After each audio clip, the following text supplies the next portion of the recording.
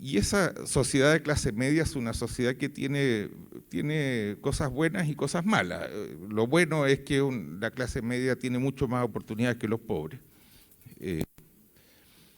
Parte del problema es que la tendencia de la clase media, y lo vimos recientemente en una encuesta que publicó la Universidad Católica, que tiende a tener amigos, la amistad es con personas iguales a uno.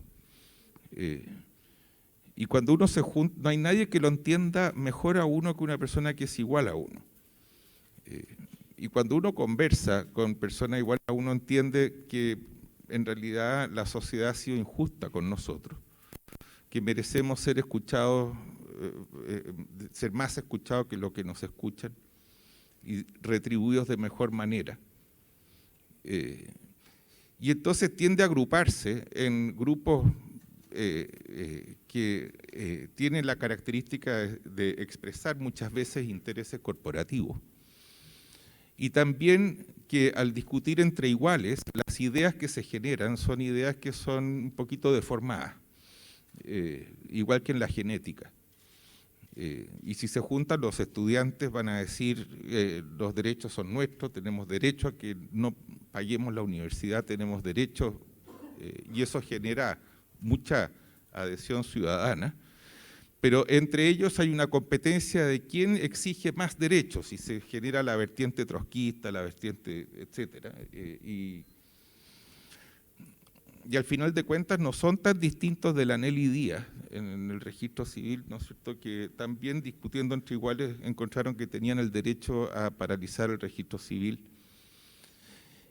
Y todo eso está muy bien. Me parece a mí que la sociedad tiene derecho a tener esas organizaciones, pero siempre es importante ver el bien común, el interés común, y ese es un componente que depende de la evolución de las instituciones, depende de la evolución también de la política, que son temas muy importantes. Pero esta sociedad tiene opinión, a veces uno podrá coincidir o no, es mucho más empoderada. Y genera situaciones como la siguiente. La primera revuelta de accionistas que ha habido en la historia de América Latina fue el año 96 en Chile con el caso Chispas. Nunca antes un grupo de accionistas se había rebelado contra un grupo controlador. Y a partir de ese caso, las razones no son solamente la sociedad empoderada, pero es la sociedad empoderada la que permite que ese tipo de temas se transforme en un escándalo público y que haya opinión respecto de ese tema. Y después revueltas de accionistas han habido varias, o sea, está el caso de la Telefónica cuando vende internet a la matriz en España, tenemos el caso de las cascadas recientemente, está el caso de la reorganización de Endesa, etcétera. Forma parte de la discusión habitual el escandalizarse y el tener opinión respecto de formas que también son apretones de manos invisibles y que generan escándalo en la sociedad. En la historia de la institucionalidad de la competencia chilena, casos de colusión se investigaron varios, pero todos fracasaron.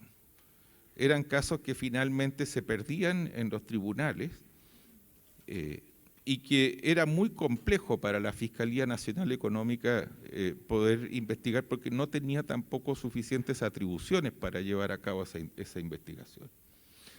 Recién el año 2008, cuando estalla el caso de la colusión de las farmacias, se estaba discutiendo en el Congreso un proyecto de ley para mejorar esta institucionalidad y es la presión de la opinión ciudadana la que empuja a que se tramite más rápidamente ese proyecto de ley, a darle atribuciones a la Fiscalía Nacional Económica para poder intervenir teléfonos, si es que es autorizado por un juez, poder incautar computadores y poder compensar con menores sanciones a quienes faciliten información y colaboren, lo que es la delación compensada.